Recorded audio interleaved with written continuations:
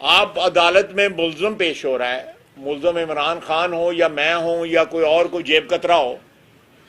या कोई भी हो, आप उसको खुशामदेद के अदालत उज़्मा का चीफ जस्टिस के कि आपको देख के बड़ी खुशी हुई,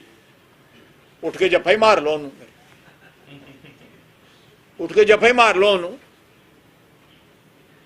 कि आपको देख के बड़ी खुशी हुई और साथ उसको विश यू गुड लक। जब अदालत के विश यू गुड लक, उस अदालत से आप किस तरह, उस जज से आप किस तरह इंसाफ की तवक्को रख सकते हैं जब वो मुल्जिम को कह रहा है कि विश यू गुड लक, और उसको देख के कह रहा है खुशकिस्मत, और फिर कह रहा है कि 8-10 बंदे भी साथ ले जाएं,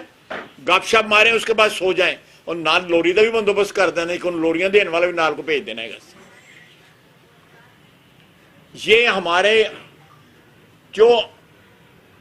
आला तरीन जो ओहदा है हमारी अदलिया का, उसका ये हाल है।